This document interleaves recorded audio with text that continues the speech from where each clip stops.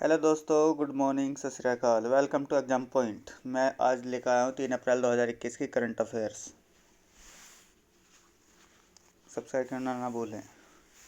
CPSE ने 39,022 करोड़ रुपए का लाभांश प्राप्त हुआ। वित्त वर्ष 2020-21 में केंद्रीय सार्वजनिक क्षेत्र के उद्यमों में से 39,022 करोड़ रुपए का कुल लाभांश प्राप्त हुआ। यह 34,717 करोड़ रुपए के संशोधित अनुमान से अधिक है और पिछले वित्तीय वर्ष के दौरान वास्तविक लाभांश प्राप्तियों से अधिक है। 2020-21 में कुल लाभांश 71,857 करोड़ रुपए है, जिसमें 32,835 करोड़ रुपए का विनिवेश है। प्रधानमंत्री योग पुरस्कार। आयुष मंत्रालय ने प्रधानमंत्री योग पुरस्कार PMYA के लिए आवेदन आमंत्रित किए। 2021 के लिए नामांकन प्रक्रिया 30 मार्च 2021 से शुरू हुई। पुरस्कार की मेजबानी माईगवर्नमेंट मंच पर की जाएगी। विजेताओं की ट्रॉफी, प्रमाण पत्र और 25 लाख रुपए का नगद पुरस्कार सम्मानित किया जाएगा, जिसकी घोषणा 21 जून को होगी। आधार को पैन से जोड़ने की अंतिम तिथि बढ़ाई। सरकार ने कोविड-19 महामारी से उत्पन्न कठिनाइयों को मद्देनजर आधार संख्या को पैन के साथ जोड़ने की अंतिम तिथि 30 जून 2021 कर दिया है। पैन को आधार से जोड़ने की समय सीमा 31 मार्च 2021 को समाप्त हो गई थी। इससे पहले केंद्र सरकार ने महामारी के कारण 30 जून 2020 को पिछली समय सीमा 31 मार्च 2021 होगी। जीएसटी में 6 अंकों का HSN कोड अनिवार्य। पूर्ववर्ती वित्तीय वर्ष में 5 करोड़ रुपए से अधिक का कारोबार करने वाले जीएसटी करदाता को 6 अंक वाले नामांकन की संगत प्रणाली HSN कोड या सेवा लेखा संहिता SAC को प्रस्तुत करना होगा। यह 1 अप्रैल 2021 से लागू होगा। यह कर योग्य वस्तुओं सेवाओं की आपूर्ति के लिए जारी किए गए चालानों पर SAC सेवा में होगा। छोटी बचत योजनाओं पर ब्याज दरों में कटौती। सरकार ने 1 अप्रैल 2021 से शुरू होने वाले वित्तीय वर्ष की पहली तिमाही के लिए विभिन्न छोटी बचत पर ब्याज दरों में कमी की है।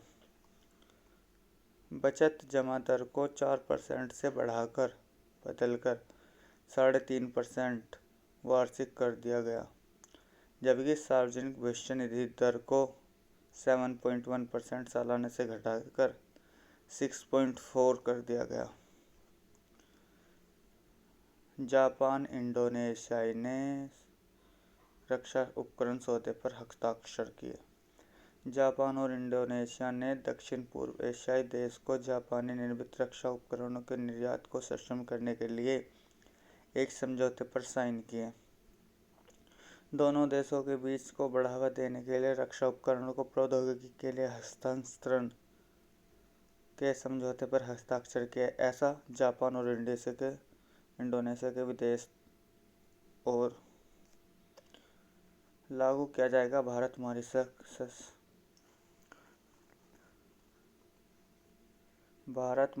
व्यापक आर्थिक सहयोग और भागीदारी समझौता CECPA 1 अप्रैल 2021 से लागू होगा।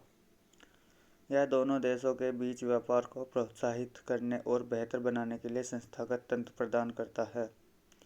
भारत और मॉरिशस ने 22 फरवरी 2021 को CECPA पर हस्ताक्षर किए।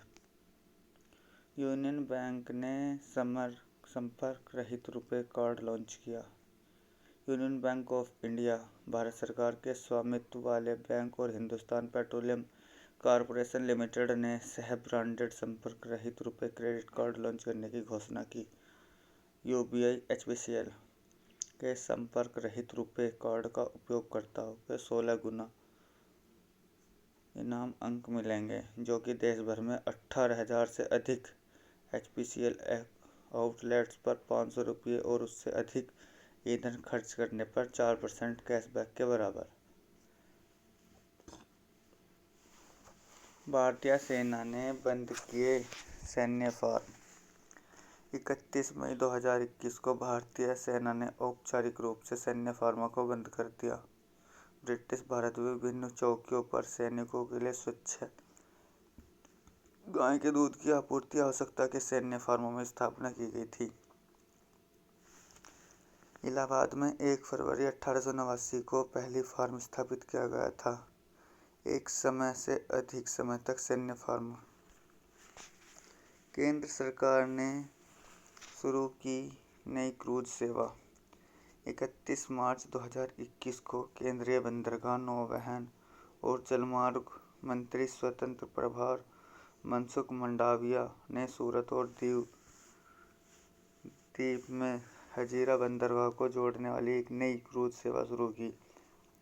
300 यात्री क्षमता वाले क्रूज जहाज में 16 केबिन होंगे। यह सप्ताह के दौरान 2 राउंड लगा यात्रा करेगा। अक्टूबर 2020 जिले में हजीरा